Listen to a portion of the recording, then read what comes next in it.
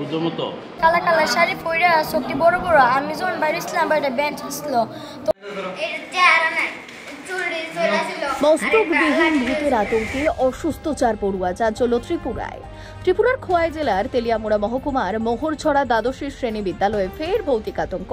School চলাকালীন সময়ে মস্তকবিহীন ভূতের উপস্থিতি দেখে ভয়ে অসুস্থ হয়ে পড়ল 4 জন পড়ুয়া। আতঙ্ক ছড়িয়ে পড়ে গোটা স্কুল জুড়ে।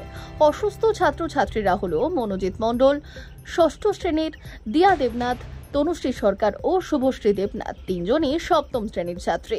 স্কুল সূত্রে জানা গিয়েছে, প্রথমে মনোজিৎ বাথরুমে গিয়ে এক মস্তকবিহীন কালো দেহ ও বিকৃত আকৃতির ভৌতিক চেহারা দেখতে পায়। আতঙ্কে ছুটে এসে জ্ঞান হারিয়ে ফেলে।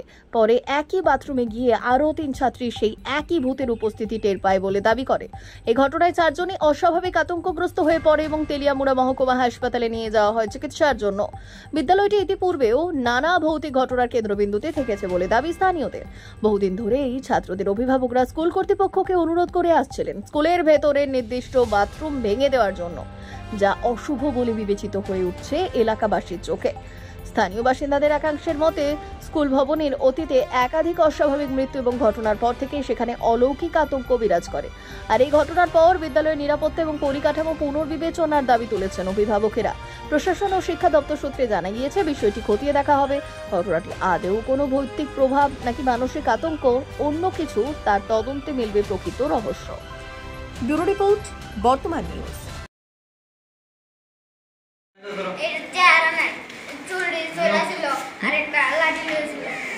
শরীরে কাপড় আছিল, কেমন কাপড় আছিল?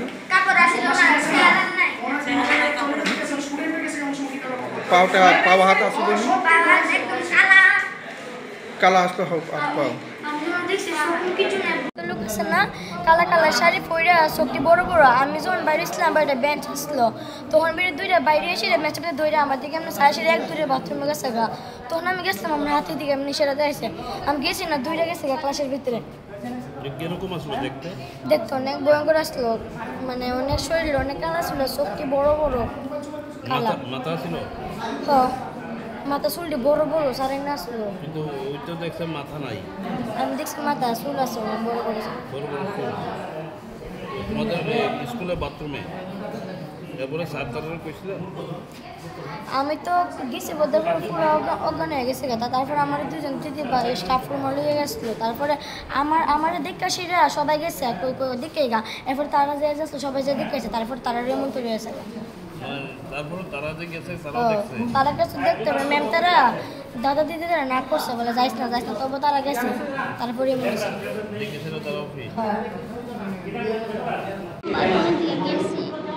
সেটা বাথরুমের দরজার কিনারে দেখে আমি চাইছি করে দিয়ে আমার দিকে আমি ঘুরে চাইতেছে বারবারে। তারপর আমি চাইছি না, তারপর একবার চাইছি না, এবার দেখা আবার দরজার সঙ্গে ফুকা দিতে পারি আমার এমনি চাইতেছে। ছেলে না মেয়ে? এটা ছেলের মতনই দেখলাম। কি দেখছো? এটা মধ্যে কি দেখছি আমি এবং কি মানুষ ধরেছিল? মানুষ না ভূত। বুঝো মতো কিরকম মাথা আছে? তাহলে কেমনে দেখলাম মাথা ছাড়া চোখ? কেমনে দেখলাম মাথা ছাড়া আমার বুকের ভিতরে চোখ, আমার এমনি চাইতেছে। বুকের মধ্যে চোখ? কোন স্কুলে পড়ো?